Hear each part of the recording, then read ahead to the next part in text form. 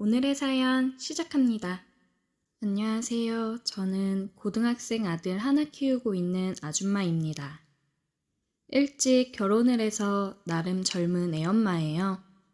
최근 아들 과외 선생 때문에 좋았던 날들을 보낸 이야기를 해보려고 합니다. 남편은 매일 밖으로 나돌고 집에 와서도 거의 대화 없이 지내고 있어요. 그냥 부부라기보다는 같이 사는 동거인이라고 생각하면 될 것 같네요. 매번 술과 여자 문제로 힘들게 해서 이제는 포기했습니다. 그러니 아주 신나서 밖으로 나돌더라고요. 그러다 보니 부부관계도 안 한 지 1년이 넘었습니다. 저는 파트타임으로 하루 3시간 정도 알바를 하고 집에 와서 살림을 해요. 남편한테 생활비는 넉넉히 받기는 하지만 저도 밖에 나가서 사람들도 만나고 수다도 떨고 하려고 파트타임으로 알바를 하고 있어요. 알바비로 아이 주말 과외를 하나 늘리자 싶어서 영어 과외 선생님을 알아보고 있었어요. 과외 중개 사이트를 보고 선생님을 알아보았고 연락을 드려 전화로 기본적인 상담을 하고 과외를 시작하기로 했습니다. 주말에 선생님이 오셨는데 아주 훤칠한 선생님이 오셨더라고요.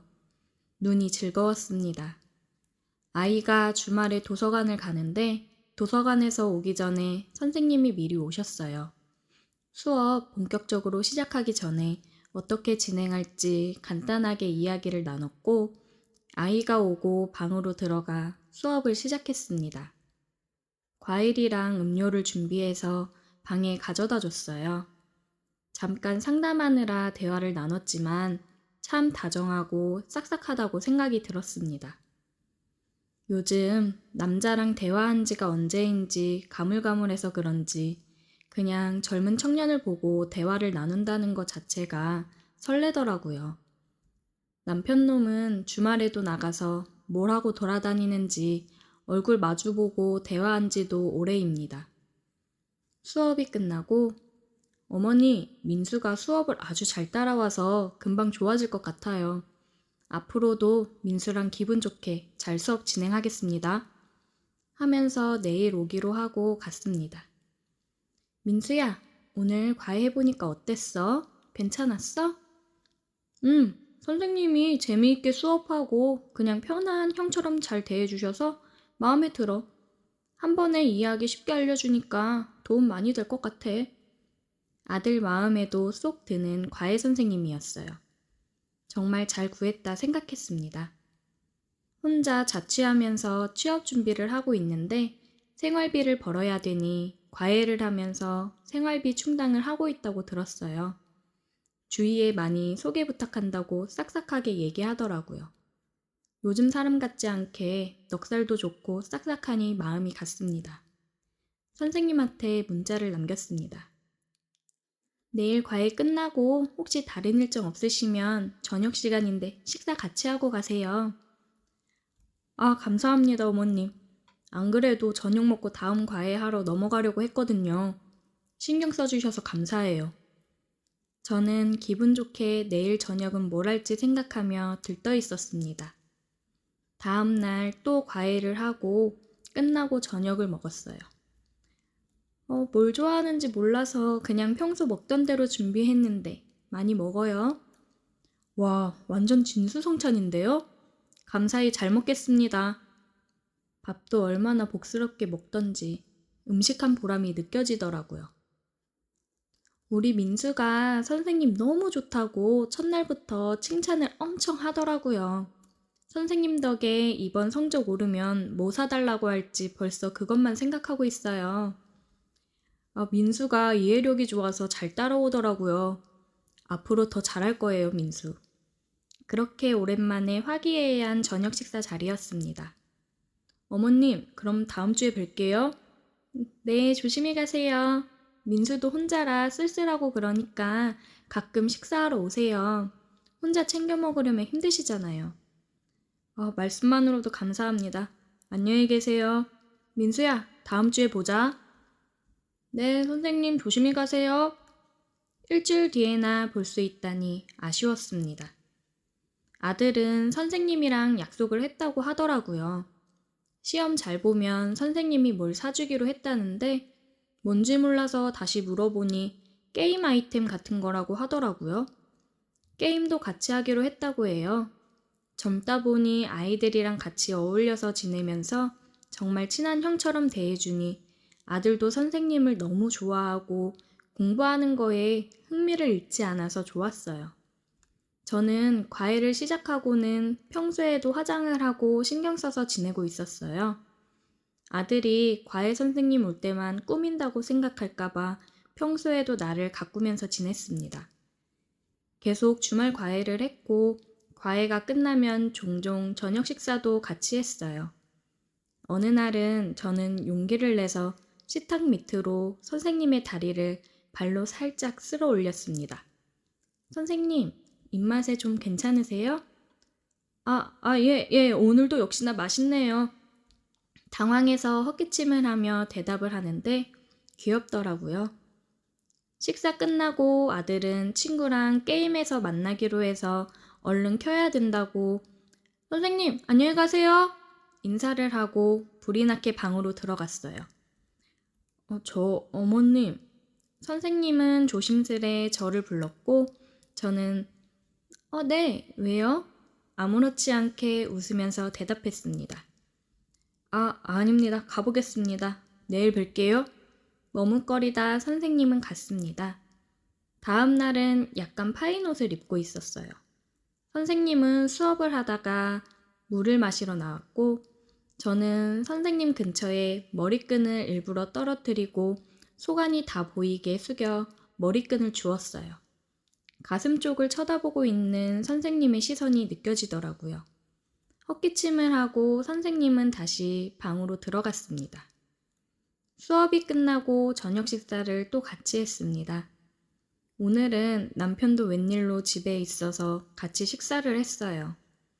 남편은 선생님을 처음 보는 자리라 기본적인 선생님 신상에 대해 물어보고 아들이 잘하고 있는지 이야기를 나눴고 저는 또 식탁 밑으로 발로 선생님 다리를 쓰다듬으며 신호를 보냈습니다.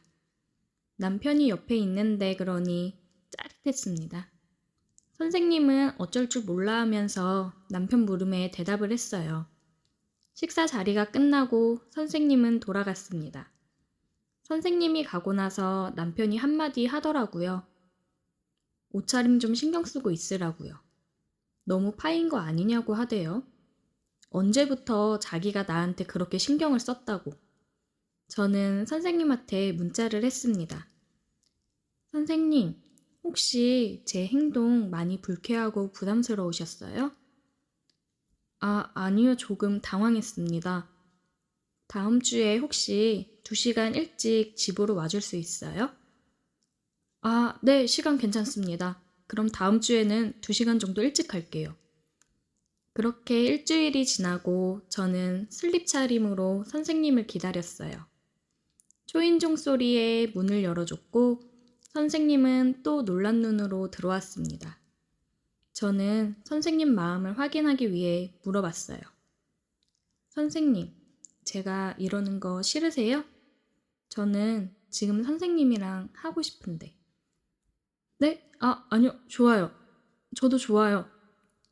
혈기왕성한 성인 남자가 여자가 들이대는데 싫다고 할 리가 없죠. 저는 나름 몸매 관리도 꾸준히 해서 몸매도 좋거든요. 남편 놈만 다른 젊은 여자들 만나러 나다니라 저를 방치해두지 저도 나름 꽤 괜찮습니다. 저는 선생님 옷깃을 잡으며 안방으로 끌고 들어왔어요. 제가 먼저 다가가 키스를 하니 기다렸다는 듯이 끌어안으며 키스를 하더라고요. 그렇게 침대에 누웠고 우리는 뜨거운 관계를 나눴습니다. 제가 도발을 할 때마다 하고 싶어서 죽는 줄 알았다고 하더라고요. 뒤를 돌아 키스를 하면서 하는데 정말 오랜만에 느껴보는 전율에 하늘로 날아갈 것 같았습니다. 아들이 돌아오기 전에 관계를 끝내고 화장실에서 씻으면서도 또 한 번 했어요. 역시 혈기왕성한 젊은 사람은 다르더라고요. 그렇게 우리는 아들과 남편 몰래 시간이 날 때마다 집으로 와서 아주 뜨겁게 육체적 사랑을 했습니다.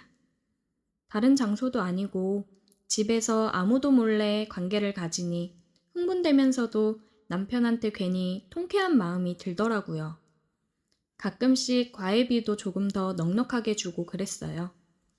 평일에도 시간이 나면 집으로 와서 안방이며 부엌이며 아들 방을 제외하고 여러 곳에서 육체적 사랑을 나눴습니다. 젊은 사람이라 그런지 아주 다양하게 즐기더라고요. 한참을 선생님과 관계를 지속했고 좋은 곳에 취업을 하면서 저희는 뜸해졌습니다. 비록 엄청 사랑하는 사이는 아니었지만 남편에게 외면받고 있는 저를 안아주는 남자가 있어서 굉장히 행복했어요. 앞으로도 좋은 곳에서 선생님이 잘 되기를 응원하려 합니다. 오늘의 사연 여기까지입니다. 오늘도 들어주셔서 감사해요. 구독, 좋아요, 알림 설정 부탁드려요. 오늘도 불륜 드라마를 찾아주셔서 감사합니다. 시청자 여러분, 구독, 좋아요 사랑해요. 나는 올해 35. 남들은 흔히 말하는 안정적인 삶을 살고 있다고들 하지만 그게 뭐가 안정적인 건지 모르겠어. 남편은 착하고 성실한 사람이야. 월급은 꼬박꼬박 들어오고 큰 사고 한 번 친 적 없지. 시댁과도 무난하게 지내고 있고 아이도 아직 없으니 나름 자유롭다고 생각해. 하지만 너무 지루해. 숨막히도록 답답하고 반복되는 일상이 나를 미쳐버리게 만들 것 같았어. 그래서였을까? 나는 어느 순간부터 모텔이라는 공간에 빠져들기 시작했어. 처음엔 그저 호기심이었어. 남편이 출장을 간 어느 날 친구와의 술자리에서 만난 남자와 단순한 장난처럼 시작됐지. 오늘 우리 어디 갈까? 그 남자의 입에서 나온 그 한마디가 나를 깊은 늪으로 끌어당겼어. 모텔. 불이 꺼진 작은 방, 두 개의 몸이 뒤엉키는 순간 나는 살아있다는 걸 느꼈어. 심장이 터질 것처럼 뛰고 온몸이 짜릿하게 반응했지. 그때부터였어. 모텔에서의 은밀한 만남을 기다리게 된 게. 상대는 늘 바뀌었어. 카페에서 마주친 남자, 회사 근처 바에서 우연히 부딪힌 사람, 동창 모임에서 다시 만난 옛 연인까지. 나를 원하는 시선은 도처에 널려 있었고 나는 그 시선을 놓치지 않았어. 모텔은 그 모든 것의 완벽한 은신처였지. 익명성, 적당한 거리감, 그리고 그 안에서만 존재하는 짜릿한 감정들. 하지만 이렇게 계속될 수 있을까? 가끔 그런 생각이 들었어. 모텔을 나설 때마다, 남편이 있는 집으로 돌아갈 때마다 내 안에서 무언가가 무너지는 기분이 들었거든. 그런데도 멈출 수가 없었어. 어쩌면 나는 이 스릴에 중독된 걸지도 몰라. 그러던 어느 날 내 폰으로 한 통의 메시지가 왔어. 즐거웠어? 남편은 몰랐으면 좋겠지? 순간 심장이 철렁 내려앉았어. 대체 누구지? 나는 핸드폰을 손에 쥔 채 숨을 삼켰어. 그리고 그때 깨달았어. 이 모든 것이 끝나지 않을 거라는 걸. 오히려 더 깊고 위험한 곳으로 빨려 들어갈 거라는 걸. 이제 나는 어떤 선택을 해야 할까? 나는 핸드폰을 쥔 손에 힘이 들어갔어. 온몸이 얼어붙은 듯한 느낌. 머릿속이 새하얘지고 손끝이 떨렸어. 즐거웠어? 남편은 몰랐으면 좋겠지? 이 메시지를 보낸 사람이 누구인지, 왜 나를 알고 있는지, 나에 대해 얼마나 알고 있는지조차 가늠이 안 됐어. 눈을 질끈 감고 숨을 고르려 했지만 심장은 미친 듯이 뛰었고 손바닥엔 땀이 잔뜩 배어 나왔어. 이게 뭐야? 협박? 장난? 아니면 그중 하나? 일단 침착해야 했어. 나는 메시지를 다시 확인했어. 발신 번호는 모르는 번호였어.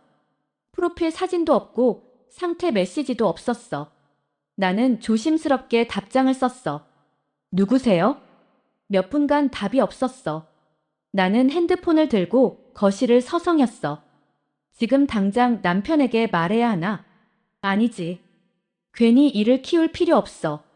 일단은 상황을 파악해야 해. 그러던 찰나 다시 메시지가 왔어.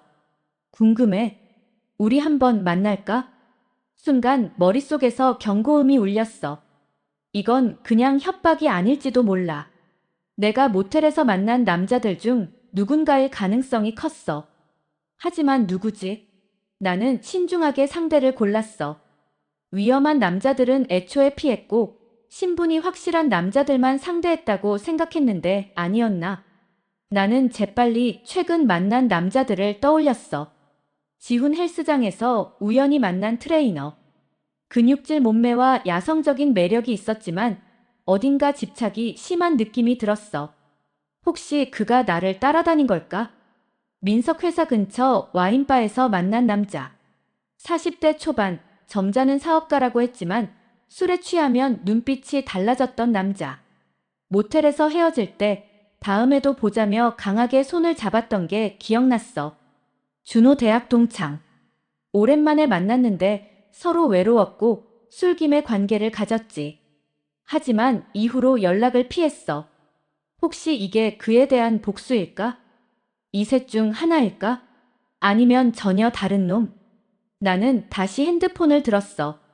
모르는 번호에 전화해볼까 했지만 왠지 그러면 안 될 것 같았어. 괜히 더 깊이 얽히게 될지도 몰라. 나는 신중하게 답장을 썼어. 누구신지 모르겠지만 이런 장난 그만하세요. 그리고 바로 차단을 눌렀어. 그렇게 끝난 줄 알았어.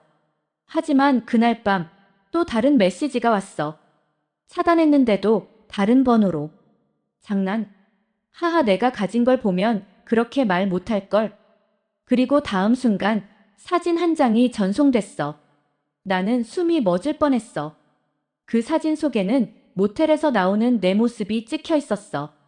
그것도 혼자가 아니었어. 어떤 남자와 함께 다정하게 손을 잡고. 순간 심장이 요동쳤어. 이제는 장난이 아니야. 누군가 나를 염탐하고 있어. 그리고 나를 궁지로 몰아넣으려 하고 있어. 나는 그대로 주저앉았어. 이제 어떻게 해야 하지? 이 지긋지긋한 스릴, 이제는 내 숨통을 조여오고 있었어. 나는 핸드폰을 손에 꼭 쥐고 한동안 움직이지도 못했어. 머리가 띵하고 귀에서 소리가 멀어지는 기분이었어. 영상 속에서 나는 분명히 민석과 함께 있었어. 어두운 조명 아래 흐릿하지만 부정할 수 없는 모습. 땀이 흐르고 신음소리가 섞이고 서로를 탐하는 순간들이. 이게 퍼지기라도 하면. 생각만 해도 식은땀이 났어. 그때 다시 메시지가 왔어. 생각할 시간은 많지 않을 거야. 내 요구를 들어. 나는 재빨리 주변을 둘러봤어. 누군가 날 지켜보고 있는 건가? 창문 틈으로 바깥을 내다봤지만 골목길은 조용했어. 평소와 다를 바 없는 일상, 하지만 내 안에서는 무언가가 무너지고 있었어. 어떡하지? 경찰에 신고할까? 하지만 모텔에서의 밀회, 불륜. 이게 세상에 알려지는 순간 내 인생은 끝장이야. 남편은 물론 가족, 친구, 회사까지 다 알게 될 거야. 나는 숨을 깊이 들이마시고 메시지를 다시 읽었어. 요구를 들어. 그럼 이놈이 원하는 게 뭔데? 나는 손끝을 떨며 답장을 보냈어. 무슨 요구인지 말해. 몇 분 후 답장이 왔어. 이제부터 내 말대로 해. 그러면 이 영상은 묻어둘게. 순간 등골이 오싹해졌어. 돈이 필요하면 돈을 요구할 거고 단순한 협박이면 더 괴롭히려 하겠지. 그런데 뭔가 느낌이 이상했어. 이 자식, 단순한 돈놀이가 아닐 수도 있겠다는 생각이 들었어. 내가 뭘 하면 되는데? 나는 그렇게 다시 메시지를 보냈고 이번엔 한참을 기다렸어. 답장은 늦게 왔지만 딱 한 줄이었어. 내일 밤 혼자 나와. 장소는 추후 통보. 읽자마자 심장이 철렁 내려앉았어. 이건 단순한 협박이 아니었어. 이제 나는 선택을 해야 해. 이놈의 요구를 들어야 할까? 아니면 이 모든 걸 남편에게 털어놓고 끝을 봐야 할까? 나는 핸드폰을 꼭 쥐고 숨을 삼켰어. 어떤 선택을 하든 이제 후퇴는 없다는 걸 깨달았어. 나는 한동안 멍하니 앉아 있었어. 방 안은 조용했지만 내 머릿속은 쉴 새 없이 요동치고 있었지. 이제 어떻게 해야 하지? 남편에게 말할까? 아니면 그냥 모르는 척하고 도망칠까? 그런데 어디까지 도망칠 수 있을까? 만약 이 영상이 인터넷에 퍼지기라도 하면 내가 아무리 몸을 숨긴다 해도 결국엔 모든 걸 잃게 될 거야. 남편은 물론이고 우리 부모님까지. 그리고 회사에까지 이 소문이 퍼질지도 몰라. 나는 머리를 감싸쥐고 천천히 숨을 내쉬었어. 어떤 선택을 하든 이건 끝까지 따라붙을 문제였어. 그러다 문득 머릿속을 스치는 생각이 있었어. 이 자식은 왜 하필 나를 협박하는 걸까? 목적이 돈이라면 당장 요구했겠지. 그런데 내일 밤 혼자 나오라고. 이건 단순한 협박이 아니라 다른 의도가 있다는 거야. 나는 다시 핸드폰을 들고 메시지를 보냈어. 어디로 나가야 하는데? 몇 분 후 답장이 왔어. 강남역 8번 출구. 밤 10시. 그때 가르쳐 줄게. 강남역 8번 출구. 사람이 많은 곳이야. 만약 거기서 무슨 일이 생긴다면 주변에 도움을 요청할 수도 있겠지. 하지만 이 자식이 그렇게 허술하게 움직일까? 나는 불안한 마음을 억누르며 다시 메시지를 보냈어. 혼자 나오라고. 그래. 그리고 핸드폰도 두고 와. 아무한테도 말하지 말고. 이건 확실히 위험한 일이야. 하지만 나는 이대로 있을 수도 없어. 나는 무작정 침대에 누웠어. 생각이 많아지면 더 미칠 것 같았어. 그렇게 한참을 뒤척이다가 겨우 잠이 들었는데 꿈속에서도 누군가 나를 쫓아오고 있었어. 나는 도망쳤고 계속해서 뛰었어.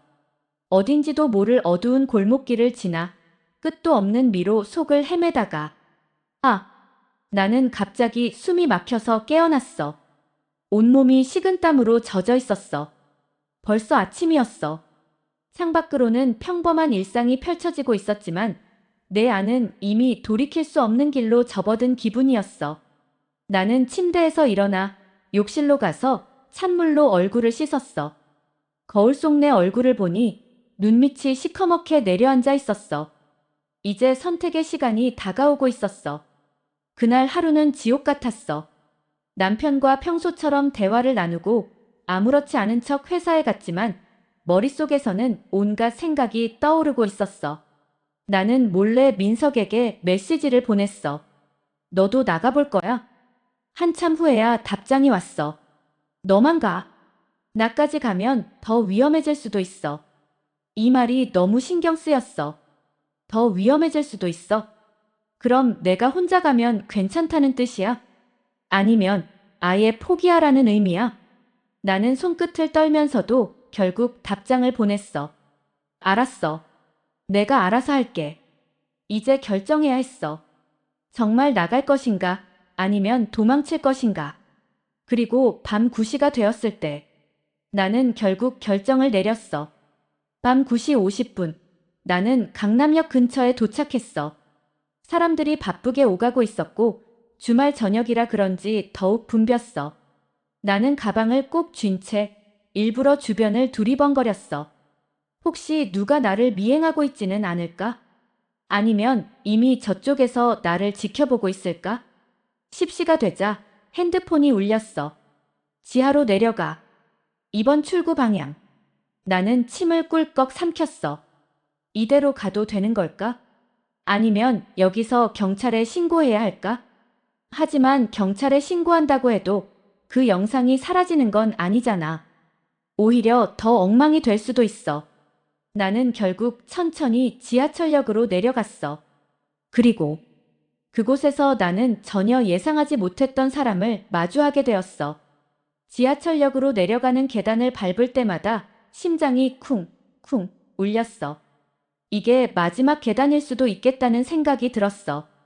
혹시라도 이놈이 날 죽이려 하면, 아니면 납치라도 하려 들면, 머릿속에서 온갖 가능성이 떠올랐어. 하지만 이미 여기까지 온 이상 후퇴는 없었어. 나는 2번 출구 방향으로 걸어갔어. 평소 같았으면 무심코 지나쳤을 풍경들이 오늘따라 너무 낯설게 느껴졌어. 지하철을 기다리는 사람들, 길게 줄을 서서 무언가를 기다리는 사람들. 그들 사이에서 나는 완전히 다른 세상에 있는 것 같았어. 그리고 그 순간, 왔네. 나는 그 목소리에 얼어붙었어. 그리고 천천히 고개를 들었어. 그곳에는 민석이 서 있었어. 순간 머릿속이 새하얘졌어. 뭐야? 나는 가까이 다가가면서도 눈을 의심했어. 분명 민석은 너만 가라고 했잖아. 그런데 왜 여기 있는 거야? 민석은 담담한 얼굴로 나를 내려다봤어. 내가 올 거라고 생각했어. 나는 그의 얼굴을 쳐다봤어. 뭔가 이상했어. 너 설마. 나는 말을 끝맺지 못했어. 대신 그가 슬쩍 고개를 돌려 누군가를 향해 신호를 보냈어. 그리고 그 순간 뒤에서 누군가 내 팔을 잡았어. 나는 반사적으로 몸을 빼려고 했지만 힘이 장난이 아니었어. 거친 손이 내 손목을 틀어쥐었고 곧바로 날 지하철 승강장 쪽으로 끌고 갔어. 뭐야? 나는 필사적으로 몸부림쳤어. 하지만 이미 내 힘으로는 벗어날 수 없는 상황이었어. 그제야 모든 게 이해됐어. 이건 단순한 협박이 아니었어.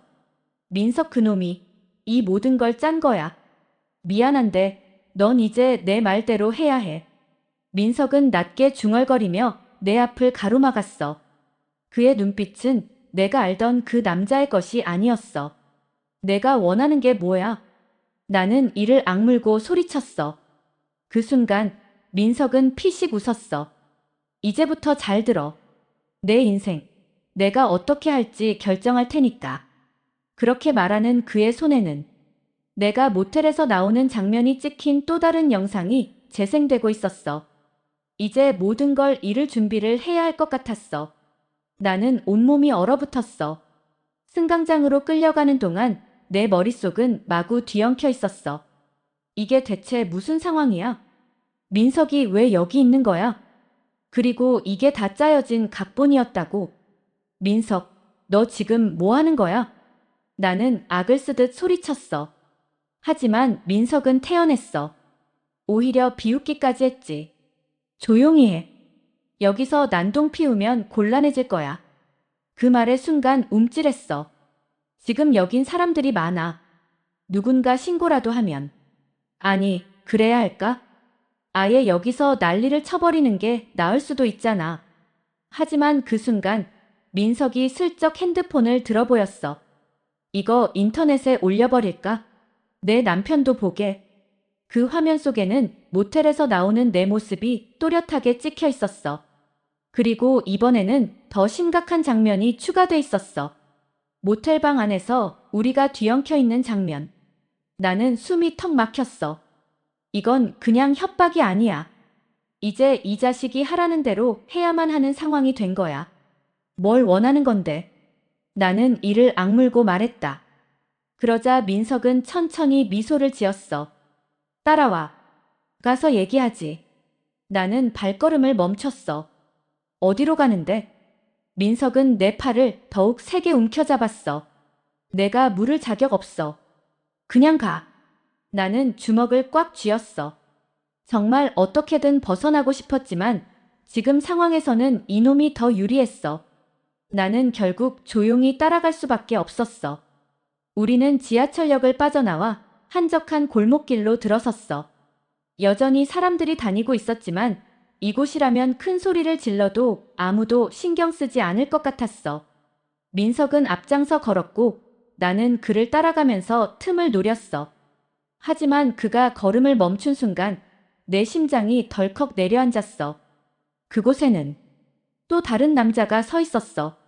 나는 재빨리 주변을 둘러봤어. 여기서 도망칠 수 있을까? 하지만 민석과 그 남자는 이미 내 퇴로를 차단한 상태였어. 그 남자는 40대쯤 되어 보였어. 턱수염이 덥수룩했고 날카로운 눈빛을 가진 사람이었어. 그가 나를 위아래로 훑어보더니 민석에게 말했다. 이 여자가 그 여자야? 민석은 고개를 끄덕였어. 내가 원하는 대로 데리고 왔어. 그 말에 나는 등골이 오싹해졌어. 뭐야? 너네 대체 뭐 하는 놈들이야? 나는 다리를 한 걸음 물러섰어. 그 남자는 피식 웃으며 주머니에서 담배를 꺼내 물었어. 내가 상상하는 것보다 더 지독한 놈들이야. 그 순간 민석이 나를 벽 쪽으로 몰아붙였어. 나는 비명을 지르려 했지만 민석이 내 입을 틀어막았어. 가만히 있어. 아니면 진짜로 내 인생 박살 나게 해줄 테니까. 나는 온몸을 떨었어. 이제는 단순한 협박이 아니라 정말로 무슨 일이 벌어질 수도 있는 상황이었어. 그 남자가 천천히 다가오면서 한쪽 손을 내밀었어. 우리 거래 하나 하자. 내가 이 영상을 지우고 싶으면. 나는 그 손을 바라보며 숨을 삼켰어. 이제 내가 선택해야 할 시간이야. 너 우리한테 좀 협조해야겠어. 협조? 대체 무슨 협조? 나는 싸늘하게 식어가는 밤 공기 속에서 서서히 절망 속으로 빠져들고 있었어. 나는 민석에게 팔을 잡힌 채 몸부림쳤어. 그런데 아무리 버둥거려도 소용이 없었어. 이 자식은 마치 처음부터 이 상황을 계획이라도 한 것처럼 태어냈고, 옆에 서 있는 수상한 남자는 담배를 깊게 빨아들이며 나를 흥미롭다는 듯 바라보고 있었어. 내가 이 영상을 지우고 싶으면 협조해야겠어. 그 남자의 말이 계속해서 머릿속을 맴돌았어. 협조? 도대체 무슨 협조? 나는 이를 악물고 민석을 노려봤어. 이딴 짓까지 하면서 원하는 게 도대체 뭐야? 그러자 민석은 비릿하게 웃으며 내 귀에 바싹 다가왔어. 이제 너는 내 사람이야. 순간 소름이 쫙 끼쳤어. 나는 본능적으로 한 걸음 물러서려 했지만 민석은 내 팔을 더 세게 움켜쥐었어. 너, 내가 그냥 쉽게 보냈을 것 같아. 그 순간 나는 깨달았어. 민석은 단순히 나랑 몇 번 관계를 가졌던 남자가 아니었어. 이 자식은 처음부터 나를 가지고 놀 생각이었어. 나는 필사적으로 머리를 굴렸어. 이 상황에서 빠져나갈 방법을 찾아야 해. 나는 최대한 침착한 척하면서 물었어. 협조라니 대체 무슨 뜻이야? 그러자 옆에서 지켜보던 남자가 천천히 다가오더니 내 턱을 살짝 들어 올렸어. 나는 몸을 떨며 그의 눈을 똑바로 쳐다봤어. 겁먹을 거 없어. 내가 생각하는 그런 건 아니니까. 그 남자는 짧게 웃더니 주머니에서 한 장의 사진을 꺼냈어. 나는 그 사진을 보는 순간 숨이 턱 막혔어. 그 사진 속에는 또 다른 여자와 모텔에서 나오는 민석의 모습이 찍혀 있었어. 순간 머릿속이 뒤엉켰어. 이게 뭐야? 내가 아니라 민석이 찍힌 거라고. 나는 당황해서 사진을 바라봤어. 사진 속 여자는 낯선 얼굴이었어. 그리고 자세히 보니 내가 나왔던 모텔과 같은 곳이었어. 그 남자는 내 표정을 보면서 천천히 입을 열었어. 민석이 이 사진을 가지고 있으면 곤란해질 사람이 한둘이 아니거든. 그 말이 끝나자 민석이 인상을 찌푸리며 남자를 노려봤어. 야, 너 이거 왜 꺼내? 이제는 내가 원하는 대로만 흘러가지 않는다는 뜻이지. 순간 민석의 표정이 굳어졌어. 나는 혼란스러웠어. 이게 무슨 상황이야? 민석도 협박을 당하고 있는 거야? 나는 다시 남자를 바라봤어. 그 남자는 조용히 사진을 집어넣으며 말했다. 자, 이제 본론으로 들어가자고. 나는 침을 꿀꺽 삼켰어. 이제 진짜로 본론이 나올 차례였어. 우리 서로 도와주면 좋잖아. 나는 이 남자가 무슨 말을 하려는지 감이 잡히지 않았어. 하지만 한 가지는 확실했어. 이제 민석도 내 입장과 크게 다르지 않다는 거야. 나는 조심스럽게 입을 열었어. 어떻게 도와주면 되는데? 그 남자는 만족스럽다는 듯 고개를 끄덕였어. 간단해. 우리한테 필요한 걸 가져와 주면 돼. 필요한 거? 그래. 내가 가진 정보, 내가 만난 사람들, 그리고 그는 잠시 말을 끊더니 의미심장하게 웃으며 말했다. 너 자신. 나는 순간 머릿속이 새하얘졌어. 이제 내가 어떤 게임에 휘말린 건지 어렴풋이 감이 잡히기 시작했어. 이건 단순한 불륜 스캔들이 아니었어. 이건 진짜 거래였어. 나는 이제 선택해야 했어. 이놈들의 말을 따를 것인가, 아니면 이 지옥에서 벗어날 방법을 찾을 것인가? 나는 그들의 시선을 마주보며 천천히 숨을 들이마셨다. 도망칠 수도 있었다. 하지만 그 순간 깨달았다. 이건 단순한 협박이 아니었다. 이건 덫이었다. 그리고 나는 너무 깊이 들어와 버렸다. 민석도, 저 남자도, 그리고 이 모든 상황도. 처음부터 하나의 거대한 게임이었고 나는 선택지를 쥔 채 시험받고 있었다. 나에게 남은 건 단 하나. 이 게임에서 살아남아야 한다는 것. 나는 마지막으로 핸드폰을 바라봤다. 영상 속에 나는 모른 척하고 싶은 얼굴을 하고 있었다. 그러나 이제는 알아버렸다. 나는 벗어날 수 없다는 것을. 안녕하세요. 저는 올해 40살 된 여자이고 평범한 삶을 살고 있었던 사람이었어요. 남편을 만나기 전까지는 그랬죠. 하지만 남편을 만나고 나선 저의 평범한 인생이 생각지도 못한 방향으로 흘러가게 되었는데 얼마나 제 삶이 기구했는지 이제부터 들려드리도록 하겠습니다. 저는 굉장히 늦은 나이에 결혼을 한 편이에요. 35살에 결혼을 하였는데 내가 결혼을 할 수 있을까 하던 찰나에 남편을 만나게 되었어요. 남편 또한 장가를 못 간 노총각이었는데 나이는 저보다 3살이 더 많았죠. 그때 당시 남편 나이가 37살이었는데 남편은 전혀 37살처럼 보이지 않을 정도로 동안이었어요. 게다가 본인 몸 관리를 철저하게 하고 있었거든요. 남편 말로는 항상 퇴근하고 헬스장에서 2시간 정도 운동을 하고 집에 들어간다고 했어요. 남편의 말에 그러기가 쉽지 않은데 정말 대단하다 생각을 했었어요.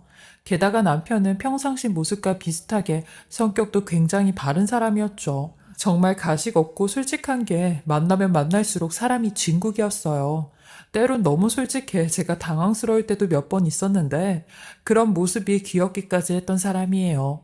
저는 이런 남편과 연애를 하면서 남편의 집안 사정도 듣게 되었는데 남편은 부모님 없이 형이랑 단 둘이서 살았대요. 남편의 어머니는 남편이 아주 어렸을 때 집을 나가셨대요. 그래서 남편 또한 어머니 얼굴이 기억이 나지 않는다고 했죠. 그리고 아버지는 배를 타셨기에 1년에 몇 번 집에 오실까 말까 하셨고요. 근데 이런 아버지도 얼마 안 돼 소식이 끊겨 대부분의 삶을 형과 함께 살았다고 했어요. 그나마 다행인 건 남편의 형이 남편보다 7살이나 많아 이런 생활이 가능하다고 했죠. 남편에게도 형이라는 존재는 형제 그 이상 거의 부모라고 해도 과언이 아니었대요. 두 사람의 우애가 정말 남달랐던 게 남편의 형이 남편을 끔찍히 여기는데 남편 또한 형이라면 자다가도 벌떡 일어나 달려가곤 했어요. 그 정도로 우애가 좋고 형제 사이가 좋았죠. 저는 여태까지 이렇게 사이가 좋은 형제를 본 적이 없었어요.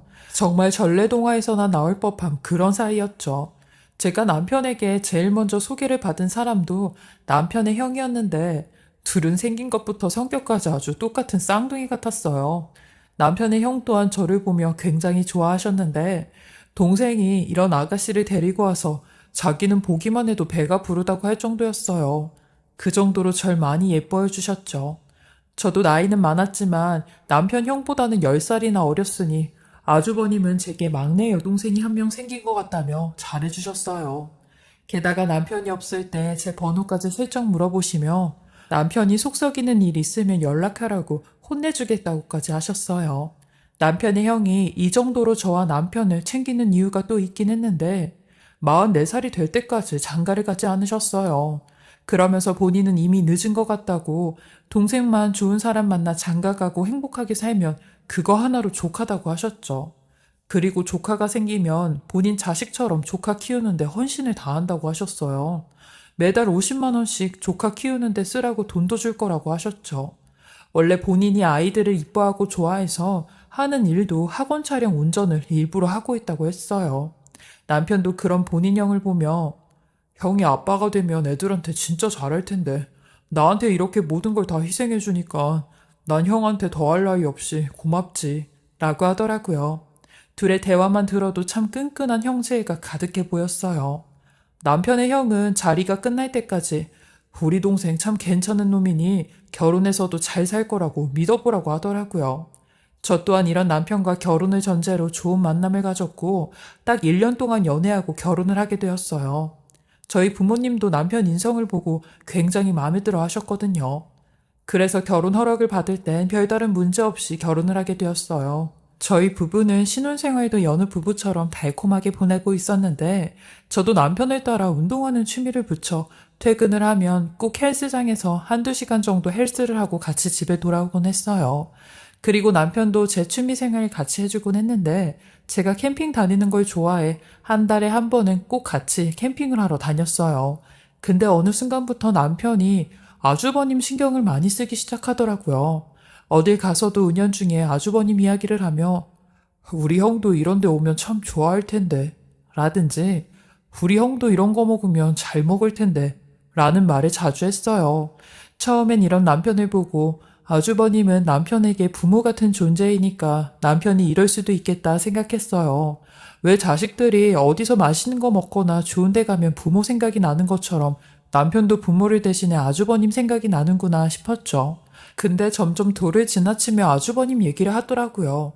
같이 간 제가 더 미안해질 만큼 본인 형 얘기를 자주 하는데 오죽하면 제가 먼저 그럼 다음에 캠핑 갈 땐 아주버님도 모시고 같이 갈까? 라고 하니 그건 또 싫다고 괜찮다고 하더라고요.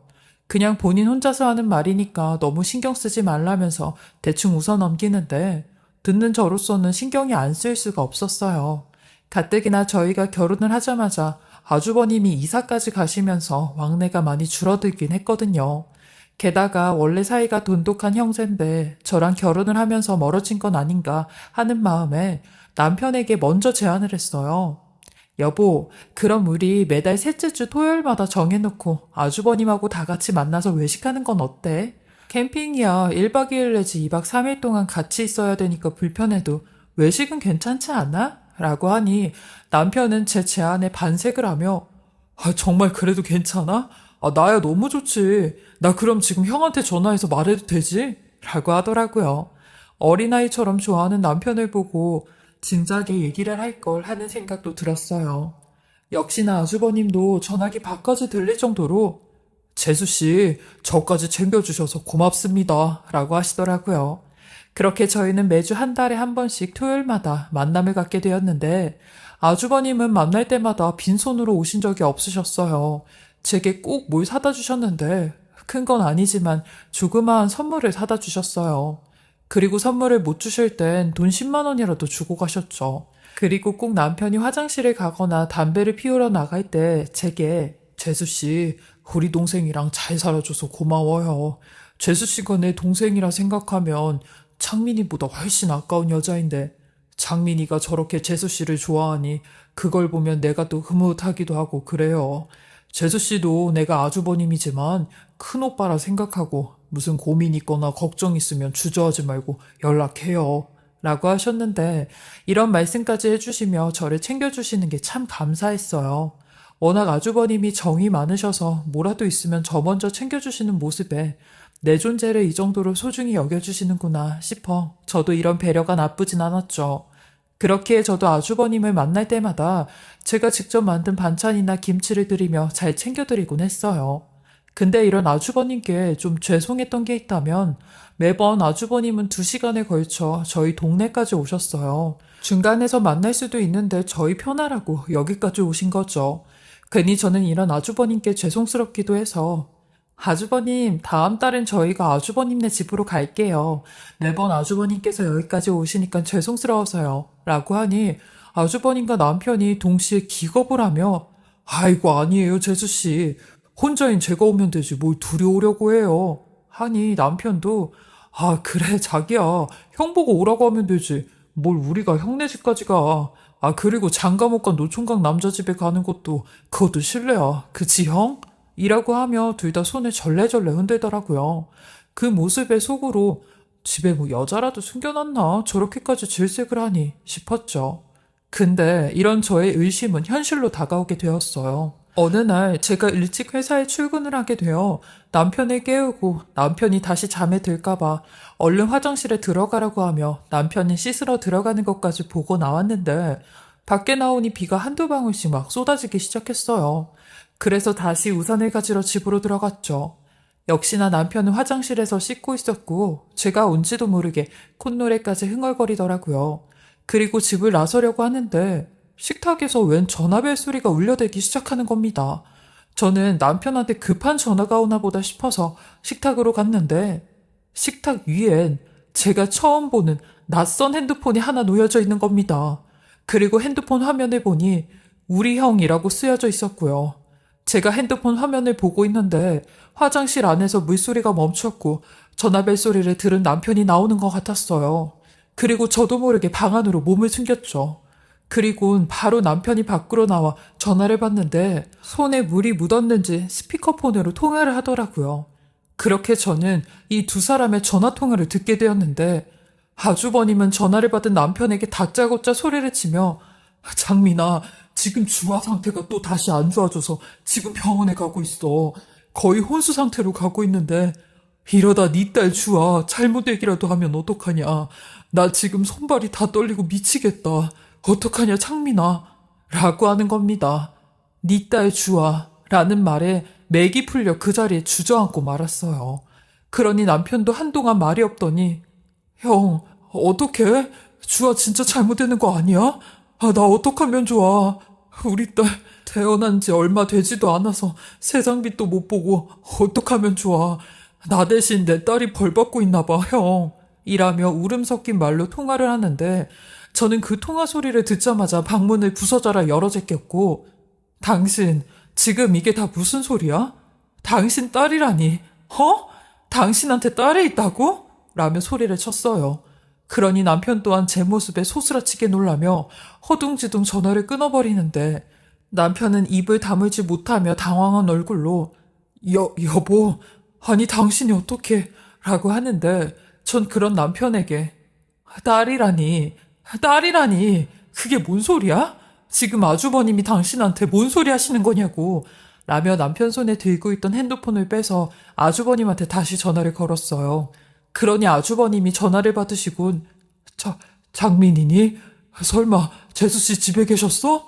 라고 하는데 그 말에 아주버님 저예요. 저 지금 미치기 일보 직전이니까 바른 대로 말해주세요. 남편한테 딸이 있다고요? 라고 소리를 쳤어요. 그러니 한동안 묵묵부답이었던 아주버님이 죄송합니다 재수씨. 정말 죄송합니다.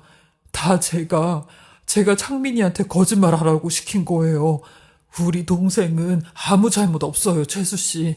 라고 하는데 전 그 말을 듣자마자 전화를 끊었고 미친 사람처럼 집을 빠져나왔어요.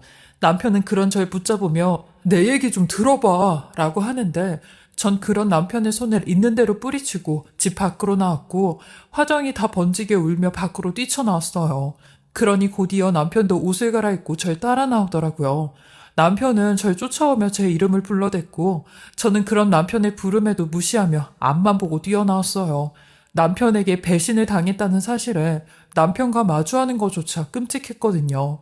그렇게 전 사거리 신호등이 거의 끊기기 직전에 횡단보도를 건넜고 전 당연히 남편이 횡단보도를 건너지 않았을 거라 생각했는데 곧이어 몇 초간의 자동차 경적 소리가 들리더니 사람들의 비명 소리가 들리기 시작했어요.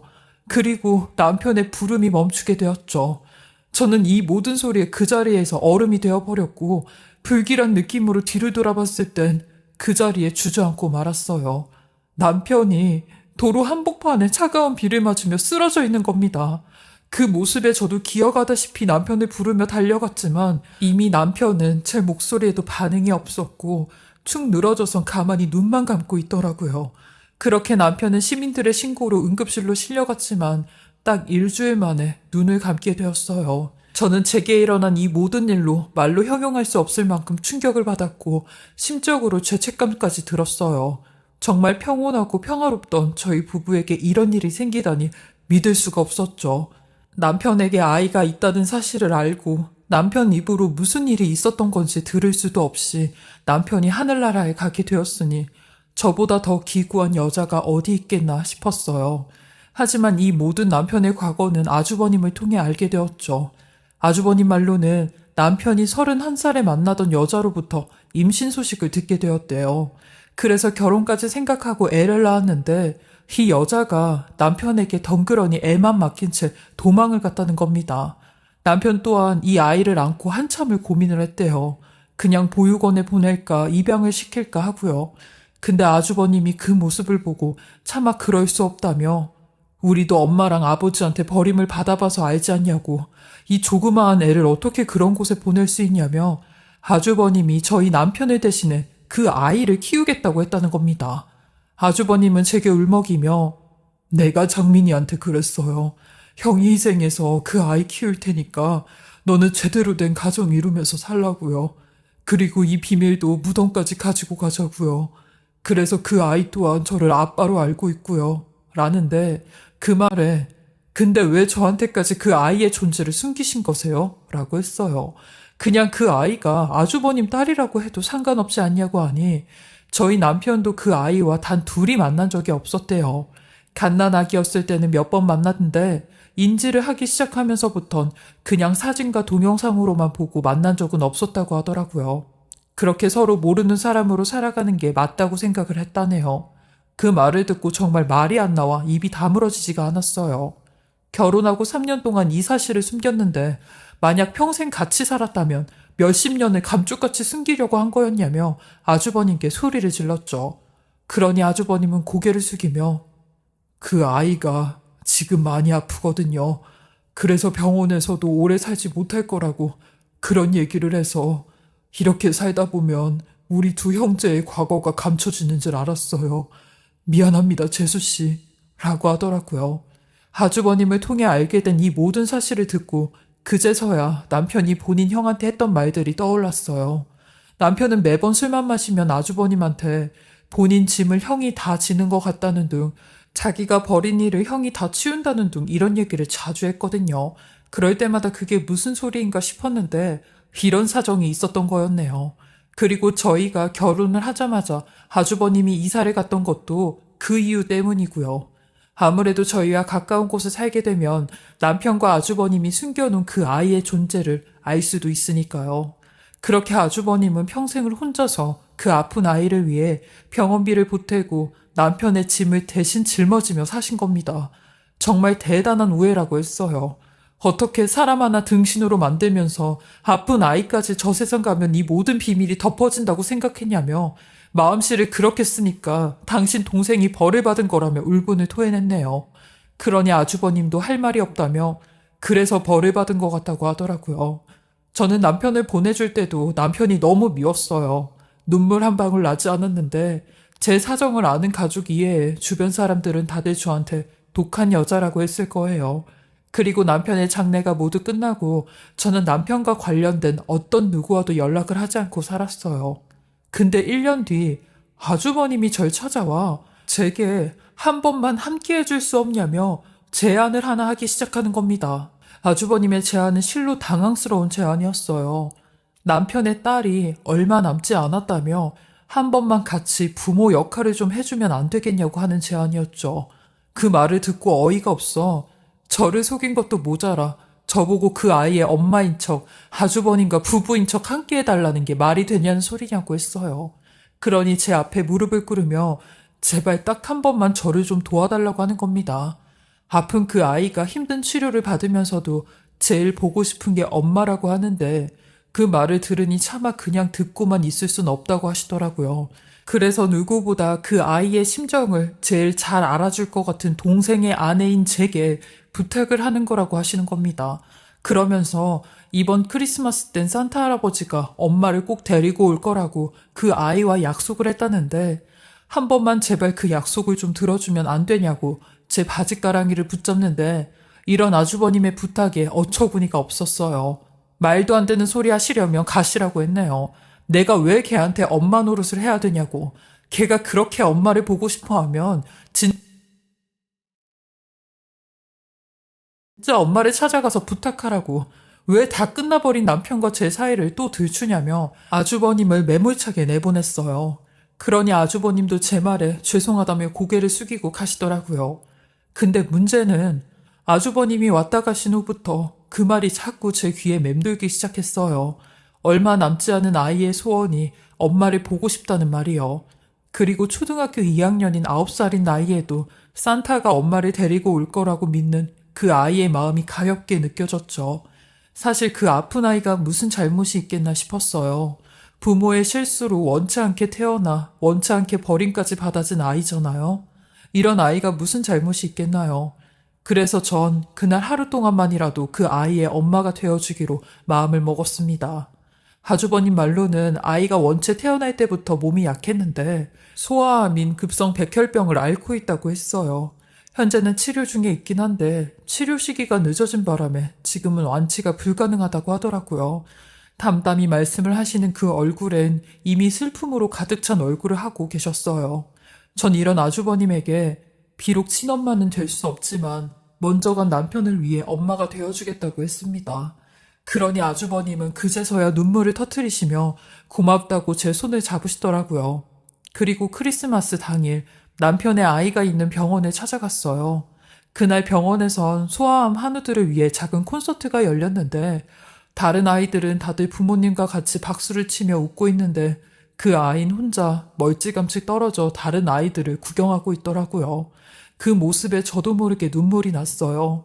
하나씩 나눠준 풍선을 만지작거리며 흘끔흘끔 쳐다보고 있는 그 조그마한 아이가 정말 제 가슴을 사무치게 하더라고요. 그 아이의 모습에 당장이라도 달려가 꼭 껴안아주고 싶었어요. 아주버님은 제 손을 잡고 조심스럽게 아이에게 다가갔고 제가 먼저 그 아이의 이름을 불렀어요. 떨려오는 목소리를 꾹꾹 눌러 담으며 주아야, 엄마야 라고 했죠. 그러니 그 아이 또한 저를 놀란 눈으로 쳐다봤고 제 다리를 와락 끌어안으며 엄마라고 하는데 그 순간 저희 셋은 동시에 울음을 터뜨렸고 그곳은 금방 울음바다가 되었어요. 아이는 제 얼굴을 몇 번이나 쓸어내리며 산타 할아버지가 진짜로 내 소원을 들어주었다며 엄마가 이렇게 예쁘게 생겼구나. 내가 엄마를 닮은 것 같다는 말을 하더라고요. 그 아이의 얼굴을 보고 있으니 남편을 보는 듯 했어요. 동그란 이마에 짙은 눈썹에 도톰한 입술까지 남편을 꼭 빼다 닮았더라고요. 저 또한 그런 아이의 얼굴을 매만지며 엄마도 우리 주아 너무 보고 싶었어. 엄마가 늦게 와서 미안해? 라며 미안하다고 몇 번이나 말을 해주었어요. 그러니 그 아이가 속도 깊게 제게 그러더라고요. 누구나 다 사정이라는 게 있다는 걸 본인은 잘 알고 있다며 이제라도 자기를 보러 와줘서 너무 고맙다고 하더라고요. 그날 저는 그 아이가 잠에 들 때까지 그 아이 손을 잡아주며 많은 이야기를 해주었어요. 제가 남편을 만나 연애를 한 이야기부터 남편과 결혼을 하여 너를 갖고 행복했었던 이야기까지 비록 선의의 거짓말이었지만 아이는 더할 나위 없이 행복해 하더라고요. 옆에서 절 지켜보던 아주버님도 몇 번이나 고맙다는 눈빛을 보내셨고요. 그리고 병원에 나왔을 때 아주버님께서 제게 그러더라고요. 8년 동안 아이가 저렇게 행복해한 적은 처음이라고요. 그러면서 이제는 재수 씨한테 2번 다시 이런 부탁 안 드릴 거라고 감사했다고 하는데 그런 아주버님께 제가 먼저 제안을 했어요. 아이가 떠나기 전까지 엄마로 남아주고 싶다고요. 그러니 아주버님은 더 이상 말을 잇지 못하시더라고요. 감사하다고요. 그렇게 전 4개월 동안 엄마가 되었어요. 내가 엄마가 됐다면 하고 싶었던 모든 걸 그 아이한테 전부 다 쏟아 부어 주었어요. 나중에라도 더 잘해줄 걸 하는 후회를 하고 싶지 않아서요. 그리고 저희 부모님이나 친언니한테 이 사실을 알리면 가만히 있지 않을 것 같아 비밀리에 아이의 엄마로 살았었죠. 그리고 그 다음에 벚꽃이 흩날리는 봄날 남편의 아이 그리고 4개월 동안 저의 아이였던 딸아이가 천사가 되었어요. 제 인생에서 가장 많이 울었던 장례식이 아닌가 싶었어요. 남편이 하늘나라에 갔을 때도 배신감에 그렇게 많이 울지 않았는데 말이죠. 아이를 남편이 있는 수목장에 같이 안치시키고 아이 나무를 보며 얘기했어요. 주아야, 하늘나라에선 진짜 아빠 만나서 진짜 아빠랑 남은 시간 동안 행복하게 잘 살아. 그리고 비록 4개월짜리 엄마이지만 엄마도 잘 살 수 있게 우리 딸이 지켜봐줘 라고요. 남편에게도 들려 이제는 당신을 용서할 수 있다고 했어요. 그러니 편안하게 눈 감고 거기선 행복하라고 했어요. 너무 늦게 용서해서 미안하다고 했죠. 그리고 그날 밤 저는 모처럼 잠을 푹 잤어요. 사실 남편이 가고 1년 동안 불면증과 불안장애로 정말 힘들었었거든요. 사람을 사랑하는 마음보다 증오하는 마음이 더 힘들다는 걸 알게 된 1년이었고 증오는 곧 사랑으로 이길 수 있다는 걸 알게 된 4개월이었어요. 그리고 지금은 혼자 생활하며 살고 있는데 조심스럽게 아이 입양을 생각하고 있습니다. 한부모도 입양이 가능하긴 한데 조건이 좀 까다롭다고 하더라고요. 내년 정도엔 입양 기간에 심도 있게 문의를 해볼까 생각 중에 있답니다.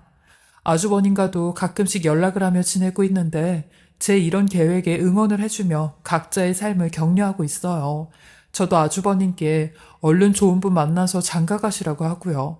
저도 제 인생이 이렇게 될 줄은 꿈에도 몰랐는데 인생이란 게 참 신기하고 알 수 없는 것 같아요. 저 또한 그걸 경험해 봤으니까요. 여태까지 저의 긴 이야기 들어주시고 읽어주셔서 감사하고요. 인생이 항상 행복할 수만은 없지만 그래도 행복만 가득하시길 바라며 건강하시고 복된 날들이 충만하시길 바라겠습니다. 안녕하세요. 오늘의 사연 시작하겠습니다. 저는 결혼 10년차 주부입니다. 남편과 결혼한 지 3년이 되어갈 때쯤 매번 있는 명절이나 모임 자리에서 시어른들은 하나같이 이세 계획에 대해 물으셨고 그럴 때마다 너무 부담이 되어 스트레스가 이만저만 아니었습니다. 더 얄미운 건 옆에 있던 시누이인데요. 자신은 결혼하면 일찍 아이를 낳을 거라는 말을 하면서 자기 친구들은 조카 바보인데 자기만 조카가 없다며 있으면 뭐든 해주고 싶지만 없어서 못한다고 이야기하는 겁니다. 진짜 그런 말을 들을 때면 개념 없이 주둥이 눌리는 시누이가 짜증났습니다. 그래서인지 명절만 되면 시댁이고 뭐고 아무것도 가고 싶지 않았습니다. 그러던 어느 날 갑자기 아무런 연락 없이 시누이와 시어머니가 집으로 찾아왔고 시어머님은 자리에 앉자마자 본론을 이야기하기 시작했습니다. 적은 나이도 아닌데 이제 진짜 노력해야 한다. 내 친구 딸이 결혼하고 5년 동안 온갖 노력해도 아이 소식 없다가 병원 다닌 지 6개월 만에 성공했다지. 너네도 한번 가봐라. 내가 연락처도 알아왔어 하며 저에게 병원 연락처를 건네셨습니다. 남편과 상의하겠다고 이야기하니 옆에 있던 시누이는 언니 상의할 게 뭐 있어요. 우리 오빠 아기 엄청 좋아하는 거 몰라요. 언니네 부부 사랑은 해요. 관계도 지속적으로 하는데 안 생기는 거면 진짜 문제 있는 거예요. 그냥 바로 병원 가요라며 아무렇지 않게 민감한 부부 사랑에 대해 이야기까지 했습니다. 어머님은 그래 얘 말 하나 틀린 거 없다. 우리 집안은 대가 끊긴 적이 없어. 근데 너 들어오고 딱 하고 끊기니 이상하긴 하지. 너네 집안에 불임이 있니? 불임도 유전인가 하며 시누이를 쳐다보았습니다. 둘은 저의 기분 따위는 일절 배려하지 않고 대화를 하는 모습에 불쾌해 그만 가 달라고 했습니다.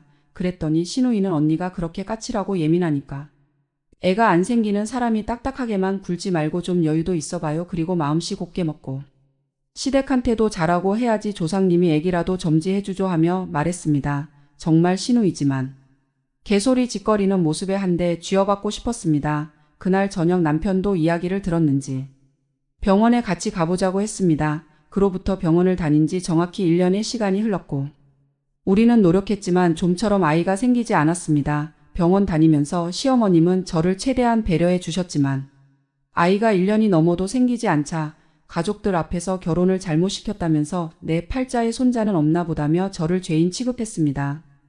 시댁 식구들은 남편에게는 문제가 일절 없고 저에게만 문제가 있는 것처럼 다른 가족들에게 이야기했습니다. 임신에 대한 스트레스로 지친 저는 시댁 식구들의 이야기에도 대꾸하고 싶지 않았지만 어머니 저는 뭐 애기 안 갖고 싶은 줄 아세요? 저희도 노력하고 있는데 안 생기는 걸 어떻게 저도 정신적으로 육체적으로 너무 힘들어요. 그만 좀 들들 볶으세요. 울먹이며 말했습니다. 남편은 그 자리에서 어머님께 엄마 그만 좀 해. 무슨 손주 못 봐서 안 달랐어. 적당히 좀 해. 1년 넘도록 병원 다니면서 노력했는데 아기 안 생기는 걸 우리 보고 어쩌라고. 그리고 이 사람 죄인같이 취급하지 말라고 소리쳤고 저를 데리고 나왔습니다. 저와 남편은 한동안 시댁을 방문하지 않았습니다. 시댁과 만나지 않아 마음이 편해서였을까요? 병원을 다니지 않고 포기한 저의 부부에게 기적적으로 아이가 찾아왔습니다. 아이를 가졌다는 소식을 들은 시댁에서는 저를 공주 모시듯 대해주셨습니다. 그렇게 저희는 건강하게 아들을 출산했습니다. 시댁에서는 출산을 축하한다며 산후조리원 비용과 함께 1,000만 원의 용돈도 주셨고 예전에 했던 모진 말들을 잊을 정도로 저에게 잘해주셨죠. 출산한 지 6개월이 지난 후 시누이가 결혼을 하게 되었습니다. 결혼하면 바로 아이를 가질 거라던 시누이는 2년이 지나도록 아이 소식이 없었습니다. 어머님은 또 다시 저에게 했던 그대로 시누이에게 임신 스트레스를 주기 시작했습니다. 오빠 내가 아들 낳아줬으니 너는 너 닮은 예쁜 딸 하나 낳아라. 너희 시댁에서는 아무 말씀 없으시되 어른들한테 연락 올까봐 걱정이다 하며 이야기를 시작하셨고 옆에서 저도 보란 듯이 그러게요. 아가씨도 곧 있으면 노산에 들어가지요. 아니면 서방님이랑 상의해서 같이 병원 다녀봐요 하며 그때 아가씨가 했던 말 그대로 되갚아 주었습니다. 제 말을 들은 아가씨는 자신이 무슨 노산이냐며 펄쩍 뛰었고 어머님은 결혼도 30살 넘어서 했으면 언니 말이 맞지 뭘 그래 한 살이라도 더 들기 전에 빨리 해야지 하면서 아가씨 등짝을 때렸습니다. 아가씨는 아무 말도 못했고 표정을 보니 잔뜩 삐진 것 같았습니다. 그렇게 또 한 해가 지났고 여전히 아가씨네는 아기 소식이 들려오지 않았습니다. 명절에 만난 가족들마다 아가씨에게 아기 소식을 묻는 겁니다. 저에게 했던 그대로 말이죠. 당황해하며 대화 주제를 돌리는 아가씨를 보니 얼마나 고소하던지 쌤통이라는 생각이 들었습니다. 아가씨는 아직 신혼생활을 즐기고 있어서 일부러 아기를 만들지 않는 것이라고 이야기하더라고요. 어머님은 나이 들어서 애기 낳으면 너만 고생하는 거 몰라. 다 늙어서 애 뒤치다꺼리 할 일 있어. 그리고 애들도 엄마 나이 많으면 싫어한다고 하더라. 70 먹어서 애 대학 보낼 생각이야. 신혼생활을 3년이면 충분한데. 언제까지 신혼 타령할 거야. 정신 차리고 애기 낳을 거면 한 살이라도 어릴 때 낳아 잔소리 하셨고. 옆에 있던 저는 아가씨 부부 사랑은 계속하고 있는 거죠.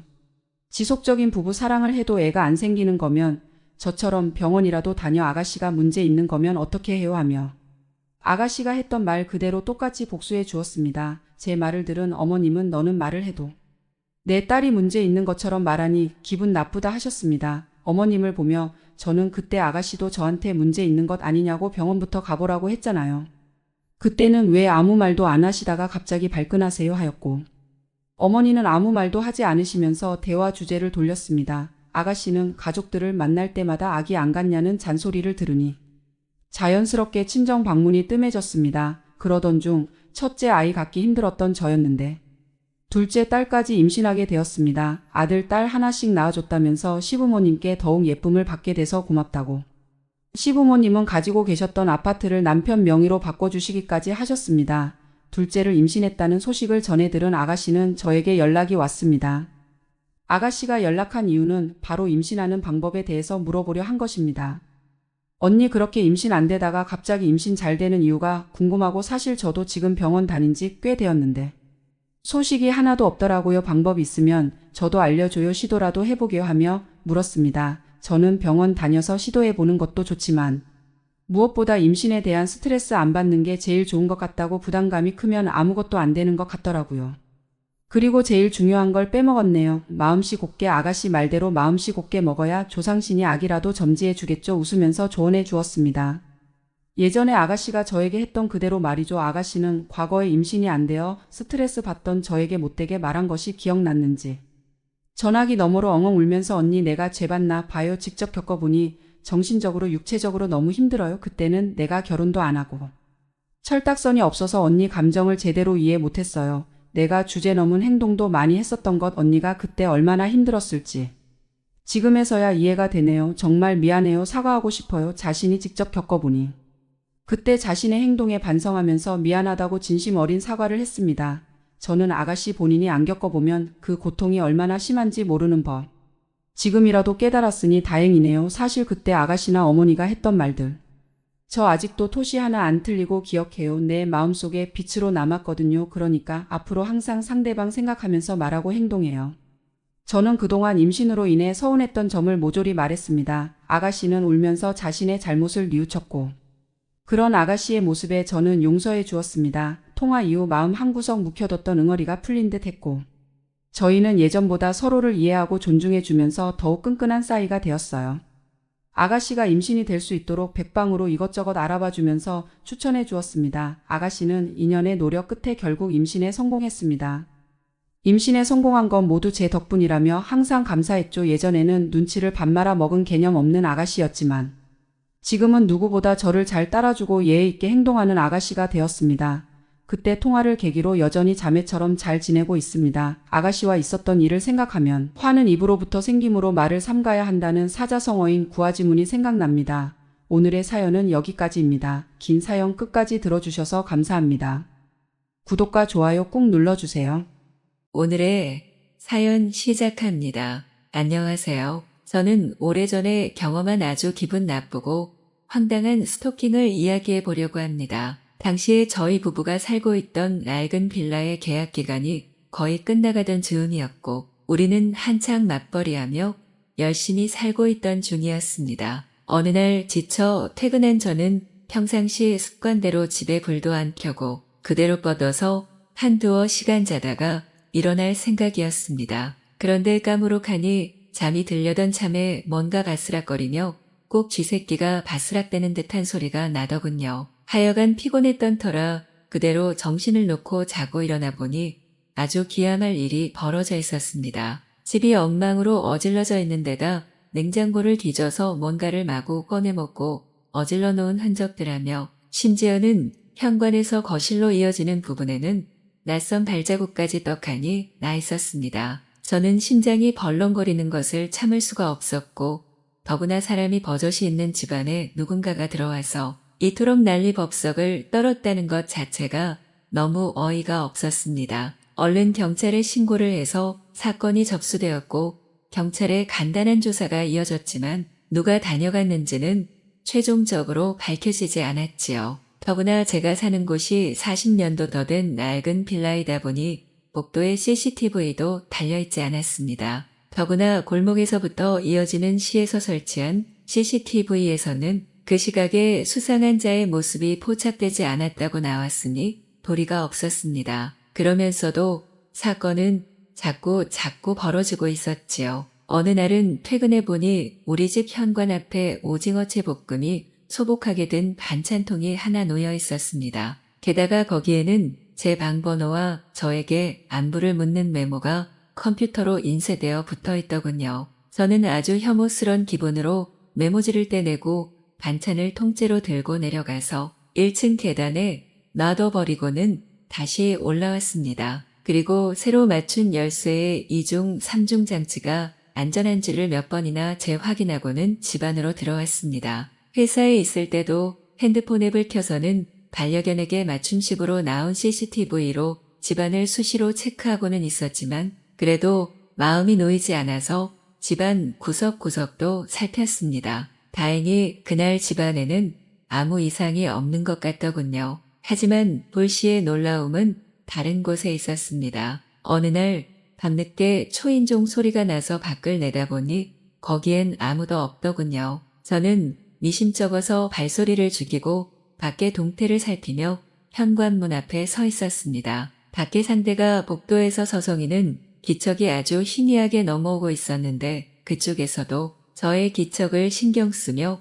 집안의 소리에 반응하고 있다는 것이 느껴졌습니다. 저는 불안한 마음에 그 자리에 쪼그리고 앉아서 1시간을 그러고 있었고 어느덧 지쳐갈 무렵 바깥에 누군가가 조용히 아주 조심스레 발길을 옮기는 소리가 들렸습니다. 저는 소리내지 않고 일어서서 밖을 내다보았고 야구 모자를 푹 눌러 쓰고 조심스레 계단을 내려가는 한 놈의 뒷모습을 정확히 보았습니다. 저는 그대로 달려 나가서 소리를 확 질러버리고 경찰을 부를까 하다가 한 며칠 잠복 근무해서 완전히 뿌리를 뽑아버리겠다는 심사로 그때부터 철저한 계획에 돌입했습니다. 그리고 다시 경찰에 신고해서 그날 그 시각에 우리 빌라 부근에 CCTV에 그 야구모자 쓴 놈이 찍혔는지를 확인했습니다. 하지만 없었지요. 그러면 놈이 바깥에 사는 자가 아닐 확률이 아주 높고 최소한 우리 빌라 안에 살 확률이 크다 싶어서 저는 거주민들에 집중하기 시작했습니다. 그런 속에서 사건은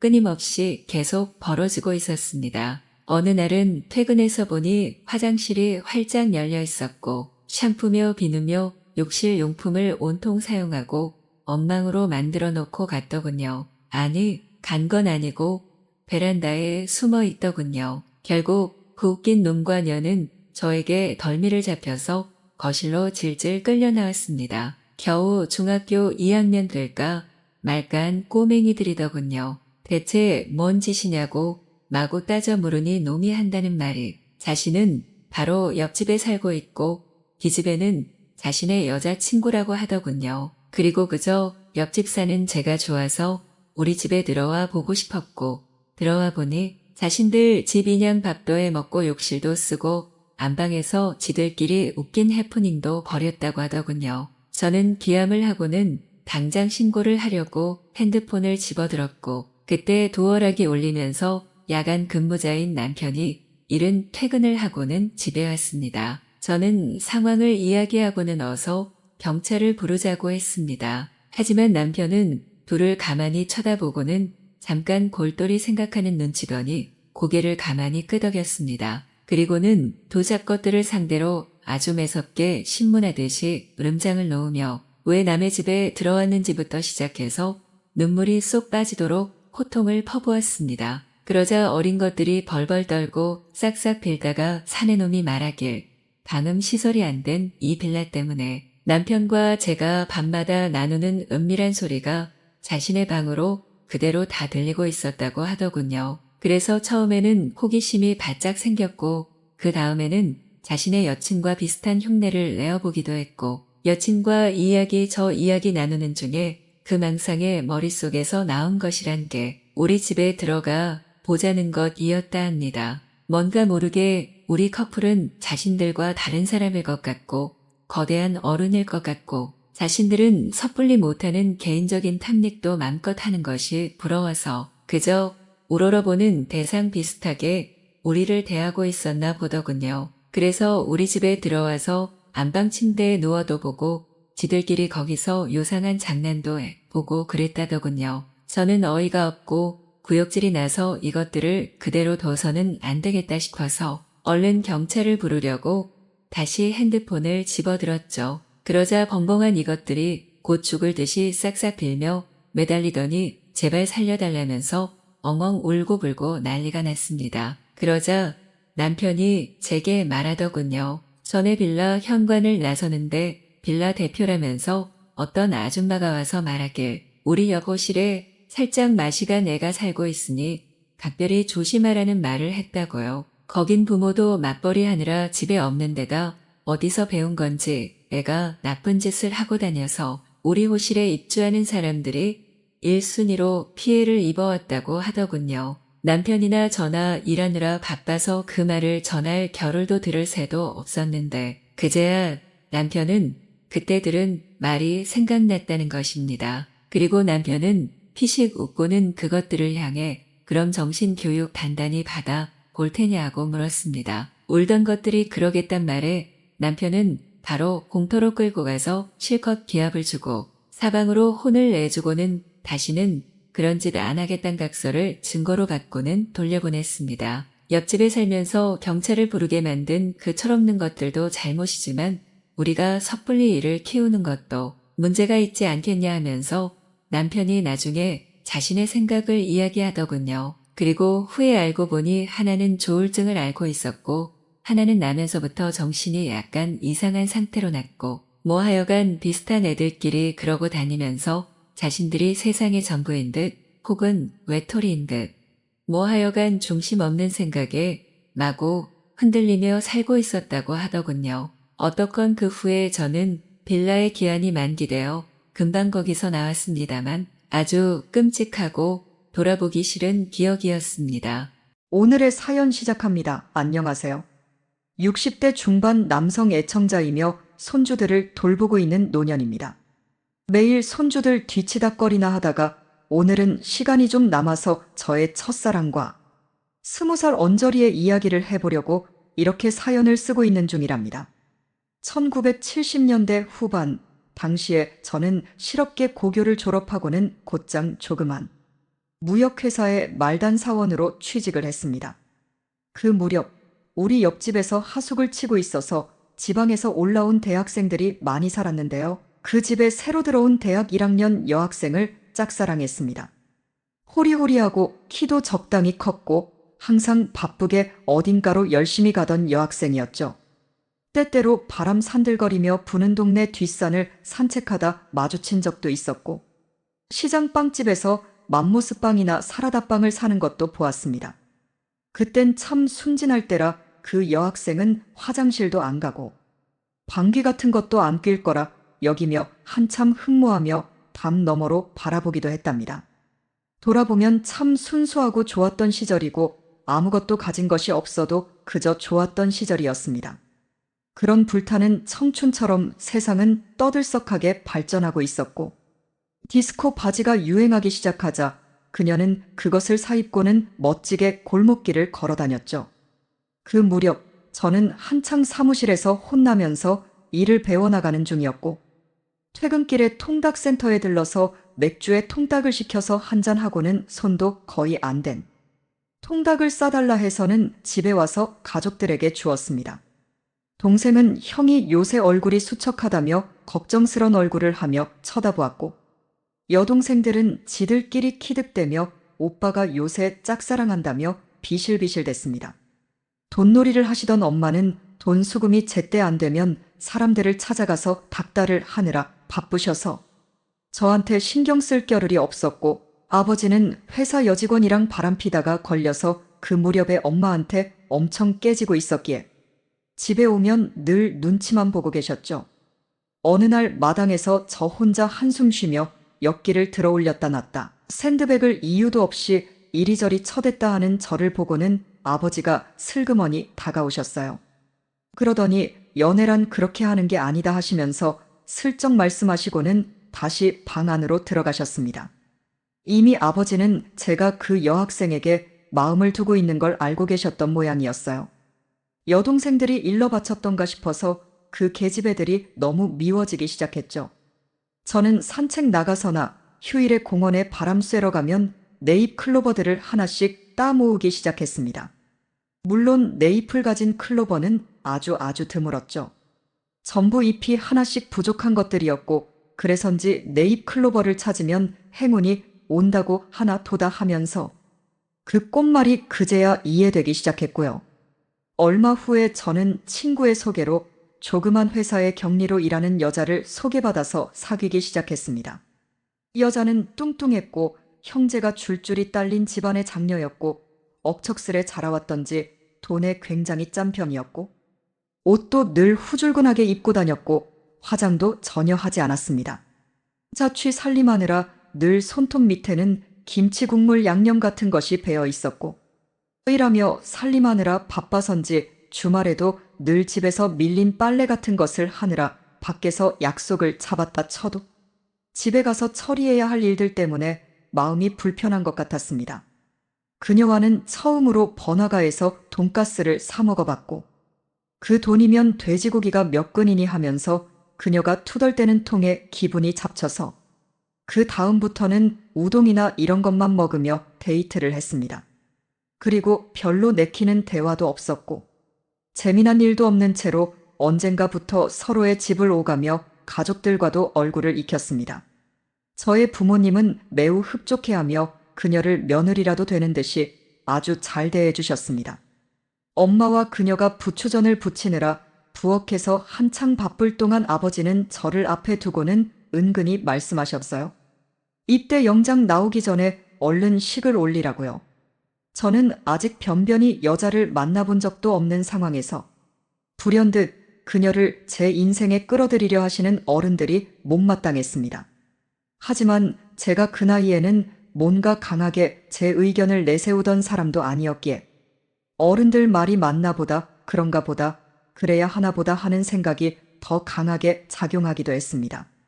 그때부턴 우리 가족은 뚱땡이 그녀를 가족인 듯이 생각하기 시작했고 다들 흡족해했고 저는 회사에서 조금씩 일이 익숙해져 가고 있었습니다. 그렇게 마음이 조금 편해지니 다시 그 여대생이 떠올랐죠. 그녀는 늦게 귀가하는 날이 잦았고 그 무렵에 늦은 밤 가로등 아래에서 낯선 남자와 입맞춤하는 모습도 보았습니다. 그녀도 저처럼 나름으로 연애를 하고 있었고 다만 차이가 있다면 저보다는 훨씬 진도가 많이 나갔다는 점이었고 최소한 상대와 심적으로 많이 통하는 부분이 있는 것 같아 보인다는 점이었습니다. 저는 만나고 있던 그 여자, 더 엄밀히 말하면 지금 제 아내가 된 뚱땡이와 그때까지 손도 제대로 잡아본 적이 없이 맹숭맹숭한 연애를 하고 있었으니까요. 더 중요한 것은 저의 평생 반려자는 내 옆에 뚱땡이가 아니라 담 너머 하숙집의 그 여대생이라 생각하고 있었다는 점입니다.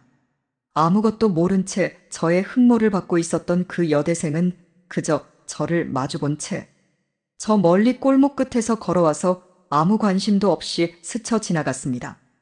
그리고 제 등 뒤에서 쾅 소리를 내며 낡은 대문을 확실히 닫고는 안으로 들어갔습니다. 그리고 저는 그 닫힌 대문처럼 우리 사이도 단단한 무엇으로 갈려져 있다는 느낌이 슬프게 다가왔습니다.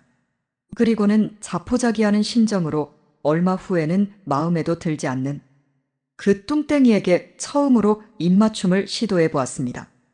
뚱땡이는 몹시 기뻐하며 제 입맞춤을 너무도 간절히 받아들였고, 저는 그 여대생을 떠올리며 뚱땡이와의 사랑을 했습니다. 여대생은 제가 가슴을 앓건 말건 전혀 모른 채 데이트도 하고 멋도 부리고 다녔습니다. 나중에 그 여대생이 하숙집을 옮길 때는 여러 명의 남학생들이 리어카를 빌려 갖고 와서는 짐을 날라다 주었습니다. 여대생은 제법 거만하게 팔짱을 끼고 서서는 이것도 실어야 하고 저것도 실어야 하고 하면서 그 하인들에게 이리저리 지시를 내리고 있었죠. 저는 부모님 말씀대로 입영 전에 결혼을 하기로 결정하고 조촐하게 절에서 결혼식을 올리고 사진을 찍고 혼인신고를 했습니다. 그리고 조금 지나서 군에 갔고 휴가를 나와서 보낸 그 밤의 증거로 첫 아이가 생겼다는 소식을 후에 뚱땡이 아내의 편지로 알게 되었습니다. 그리고 세월이 많이 흘러서 제 자식들 5명이 각자 2명씩 자식들을 낳았고 저는 그 아이들을 돌보며 할아버지가 되어갔습니다. 20살 언저리부터의 제 청춘은 그랬습니다. 애초에 청춘이란 그렇게 특별하지도 않고 당시에는 다들 그것이 청춘인지도 잘 모르는 거죠. 그리고 이제는 할머니가 되었을 그 여대생에 대해 궁금해할 필요까진 없을 것 같다는 생각도 듭니다. 그저 청춘은 그렇게 미완성이었던 채로 남는 것이 더 나을 것 같고 다시 되돌아보았을 때에야 비로소 그 푸릇함이 실감나는 것이니까 그것으로 충분하다고 생각합니다.